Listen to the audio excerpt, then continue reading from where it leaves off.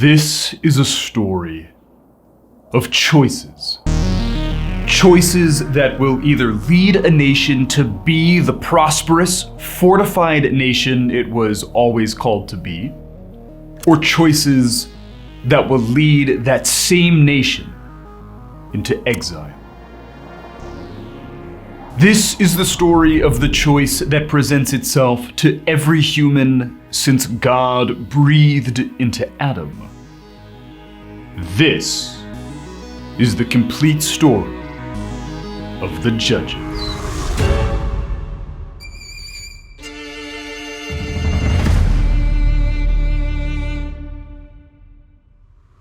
Choose this day whom you will serve, the idols of the Amorites, the gods of the Moabites, or the God of all creation. Humanity will need to wait 1,245 years before a true leader will come. One who will lead with righteousness and justice. You see, 1,245 years will pass before Jesus will walk the earth. On this day, Joshua dies, imploring the leaders of Israel to choose whom they will serve, the idols of the nations or Yahweh. You see, Joshua dies in 1245 BC. And God has chosen their leaders since Moses.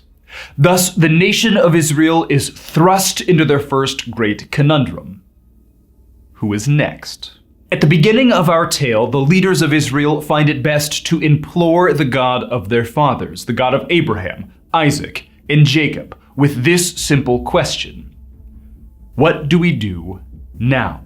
God instructs them, as he instructed Joshua and Moses before them, go and flood the promised land. Go and drive out the corrupt nations that live there, for their iniquity had come up before the great judge, and this was his ruling: that the Israelites should dwell in the land of Canaan. If the Israelites, and the Israelites alone, fail to drive out all of the people of the land, then two things would happen. First, they will abandon their God and King Yahweh. Second, they will find themselves enslaved to the nations that they failed to remove. So they would do well to trust in the God of armies. God instructs the tribe of Judah to go first. The tribe of Judah immediately recruits the tribe of Simon to help them in their conquest. The tribes fight and capture Betek, Jerusalem, the hills of the Negev, and Hebron, where three princes are caught and killed and the troops advance to Debir.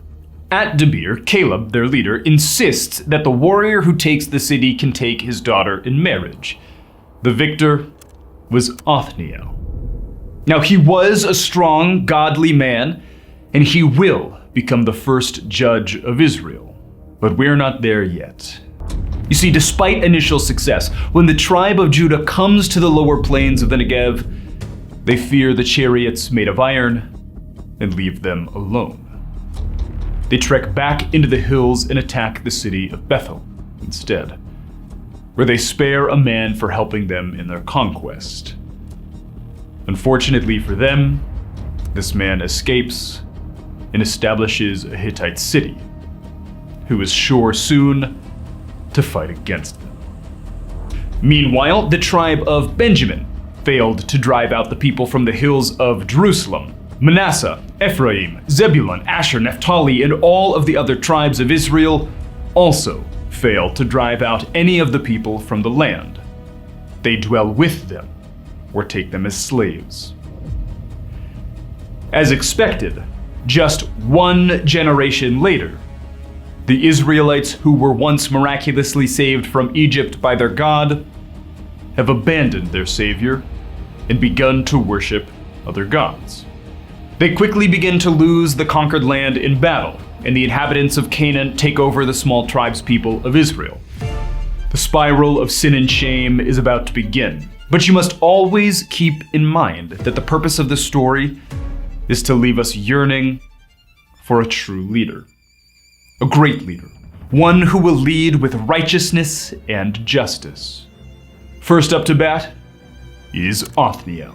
Cushan-Rishathaim of Aram Naharaim takes over the land for 8 years. Now, scholars don't know exactly who this man was, but they believe that he was likely a small tribal leader who led a reign of terror from the northeast down through the land of Canaan, taking over all who dwelled there. The good warrior of Judah, Othniel, kills this evil king, and we see something like hope in Othniel. He was a warrior, he was a leader, a man of good courage, but most importantly, the type of person that we will never see again. For Othniel dies. Then quickly rising from the tribe of Benjamin, meaning son of my right hand, comes the left-handed assassin named Ehud, who takes the place of Othniel. The Moabites in the east hail a king named Eglon, who oppresses the Israelites fiercely, so much so that the Israelites cry out to God to deliver them. So God brings forth Ehud, and the people of Israel send him to Eglon with a surprise. Eglon accepts the tributes from the Israelites with gladness, paying special attention to the right hand of Ehud just to be safe. When Ehud approaches Eglon, he said, "I have a message from God for you." And he reached with his right hand, took the sword from his right thigh, and plunged it into Eglon's belly. Even the handle went in after the blade, and Eglon's fat closed in over it, so that Ehud did not withdraw the sword from his belly, and the waist came out. Ehud escaped by the way of the porch, closing and locking the doors of the upstairs room behind him. Ehud escapes to Sirah, where the warriors of Israel sound the ram's horn and conquer 10,000 chasing Moabites. Moab became subject to Israel that day, and for 80 years. After Ehud was Shamgar, the son of Anath. He killed 600 Philistines with an ox goad, and he also saved Israel. Regardless, the hard hearts of the people turn away from their God again and again to do what is right in their own eyes, and evil in the eyes of the Lord. They certainly had no king. So, after Ehud died, Jabin, king of the Canaanites, rules over the people Israel. He had iron chariots. The people cry out to the Lord, and the Lord begins the search for a worthy man, but he finds none. And so God raises up Deborah, a prophetess in Ephraim, who calls to herself Barak to fight against the Canaanites with 10,000 men of Naphtali. She assures him that Sisera, Jabin's commander, would be given over to him. But Barak, fearful as always, says that he will only go into battle if Deborah comes with him. She complies on one condition. Since his fear has overtaken his trust in the Lord, he will receive no honor and no glory, but the victory will go to a woman. When they go to battle, Sisera flees to the tent of Heber, where Jael, Heber's wife, plunges a tent peg straight through his skull. The Israelites sing and dance on his grave, giving praise to Yahweh for the victory, but only for a time. For soon after, they reject their God and king and worship the other gods and end up enslaving themselves all over again, with no king in sight. Bands of desert raiders begin to sweep through the cities of Israel, terrorizing the Israelites. So in a last attempt to flee for safety, the people hide in the caves of the hills. Suddenly, an angel of the Lord appears to a young man named Gideon, and he declares to Gideon that he will be the next one in line to save Israel. Gideon will be the next judge. Gideon, like many before him, is reluctant to believe this outlandish messenger who bears an even more extraordinary message, but when he does, he builds an altar and worships the true God of creation, whom his fathers had entirely forgotten. In fact, his father was so out of touch with the God of Israel that his father had erected several altars to Baal, a Canaanite god, of which Gideon decidedly rips down. Gideon has effectively hedged his bets with the God of Israel. But just to make sure he's found himself on the right side of history, Gideon 3 times asks God to make a piece of fleece wet with dew or dry in spite of it. And the God of the created order does as Gideon requests. Thus, when Gideon musters up a troop of 32,000 men, it is God's turn to test Gideon. God commands Gideon to send home anyone who is fearful, shaving the army down to a clean 10,000. But that is still too many. God commands Gideon to send home anyone who does not drink water like a dog, and the army is raised to a mere 300 men that Gideon will use to attack the massive invading Midianite army. So, that night the Lord said to him, "Get up and attack the camp, for I have handed it over to you. But if you are afraid to attack the camp, go down with Purah, your servant. Listen to what they say, and then you will be encouraged to attack the camp." And so he went down with Purah, his servant, to the outpost of the troops who were in the camp. While with Purah, Gideon overhears the fear of the Midianites and is in fact rest assured of his victory over the warring nation. Gideon comes up with a plan to make 300 men sound like 30,000 and surrounds the enemy camp. They shout and blow horns and rush down the hills, and in fear, the Midianites begin to flee. Gideon shouts, "For God and for Gideon!" as they rush into the camp. And seeing them run as far as Ephraim, Gideon sends messengers to cut off the soldiers at the rivers. And while there, the Ephraimites kill the 2 princes of Midian.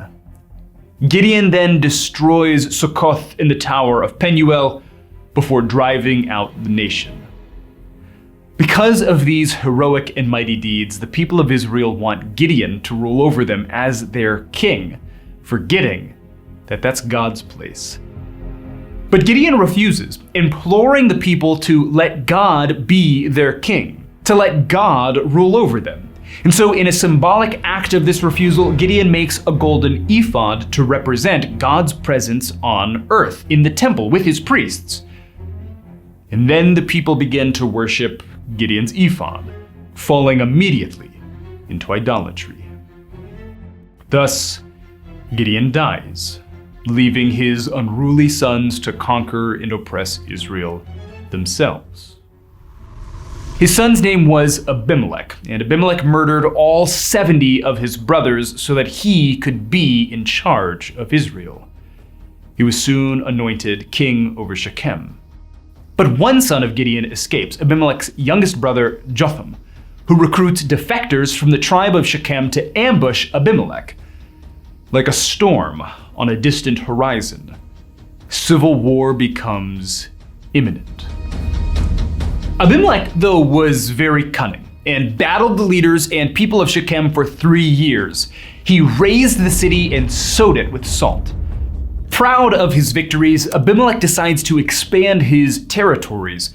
He sets his sights on Thebes, or Thebes. It's a towered city, but when he gets there, a woman throws a brick out of the tall window and it crashes onto his head, fatally wounding him. So to avoid embarrassment, Abimelech forces his armor bearer to run him through with a sword, thus ending the short and violent reign of Abimelech.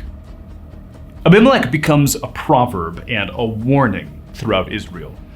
A proverb not to get too close to a wall, which became to David, when Uriah died by a wall, a sign that David was becoming like the tyrant Abimelech, an example of serving yourself rather than God.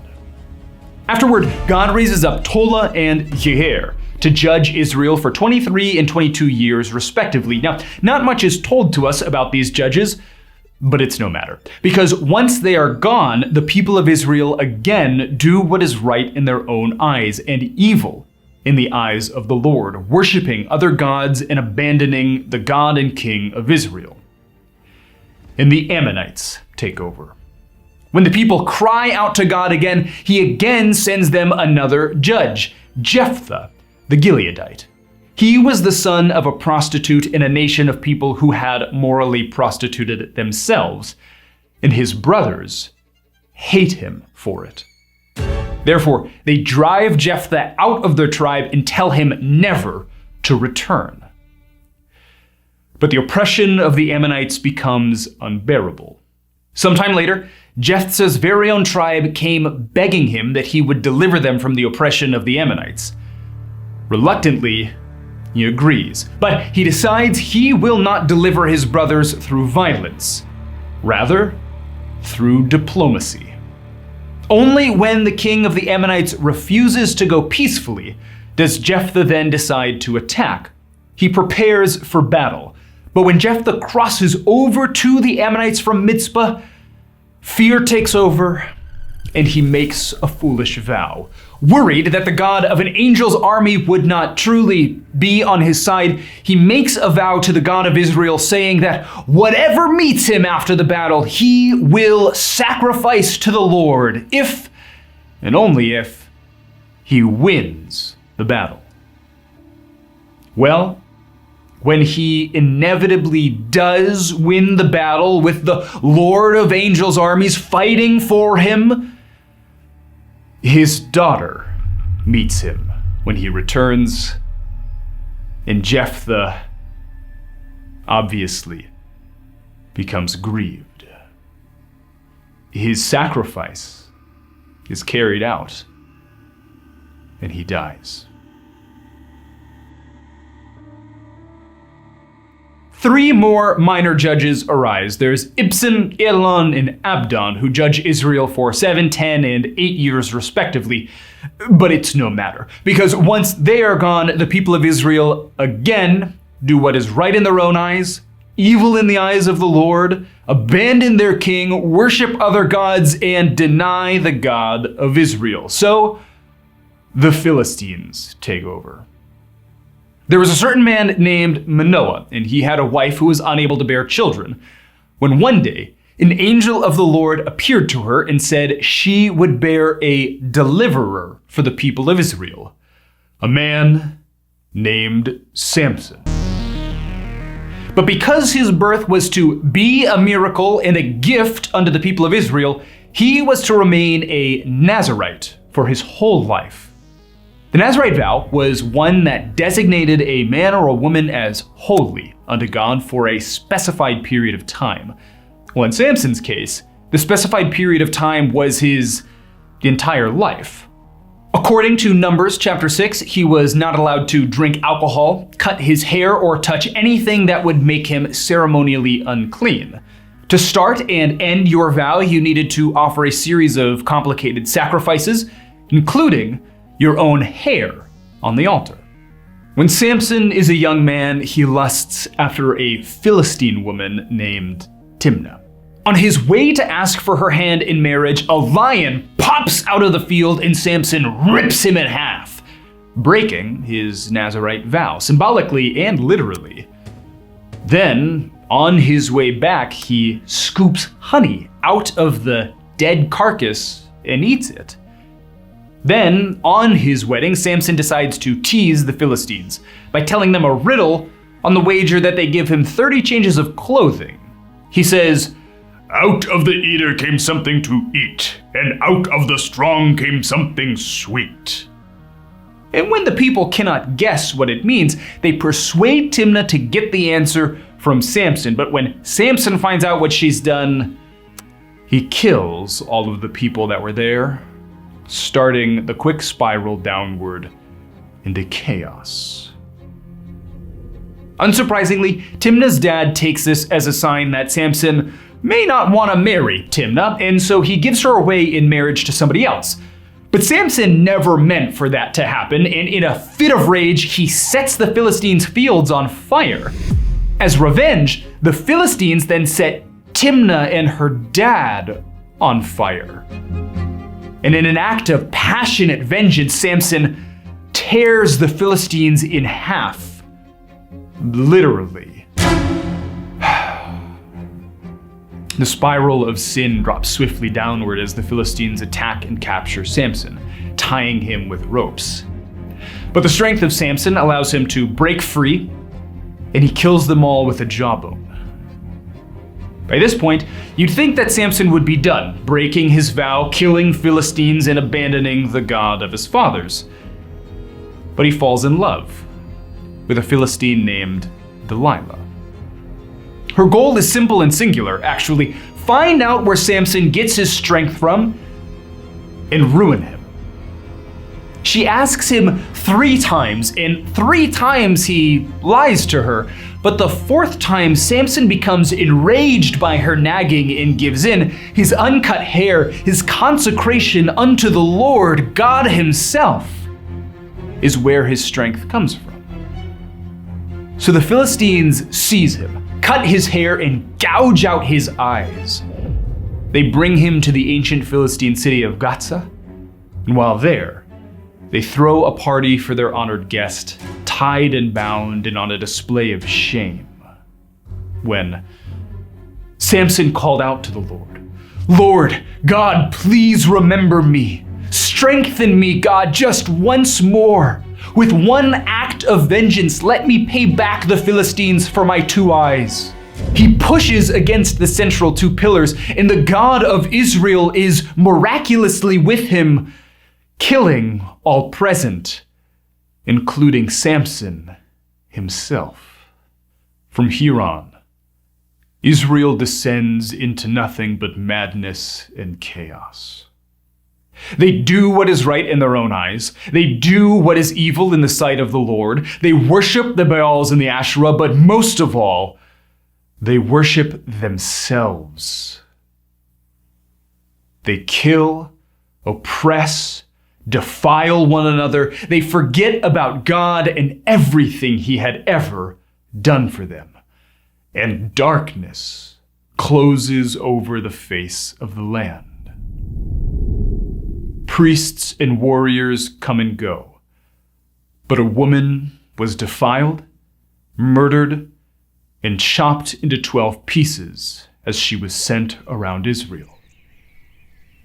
So we are left with nothing but a yearning, a hole in our hearts for a true leader, a greater leader, one who will lead with true righteousness and true justice. Then, out of the mouth of an infertile woman comes a shining glimmer of hope. The Lord brings death and gives life. He sends some down to Sheol, and he raises others up. The Lord brings poverty and gives wealth. He humbles and he exalts. He raises the poor from the dust. He lifts the needy from the trash heap. He sets them with noblemen and gives them a throne of honor.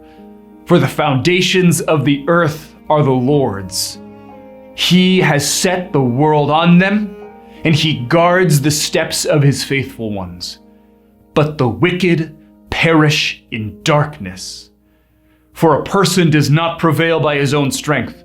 Those who oppose the Lord will be shattered. He will thunder in the heavens against them. The Lord will judge the ends of the earth. He will give power to his kings. He will lift up the horn of his anointed. And the last judge, the first prophet, is born, a man named Samuel. Unlike all the judges before him, Samuel grows in favor with God and man. He becomes anointed and called into the service of the priesthood and begins to hear and receive the voice of God himself. He does not do what is right in his own eyes or even in the eyes of others. Samuel does what is right in the eyes of God. And so when Samuel grows old, he likely plans to anoint his sons as judges over Israel in the hopes that they would see God as their king and lead others to do the same. But the people of Israel refuse. Samuel may do what is right in the eyes of God, but the people still do what is right in their own eyes. And they demand a king.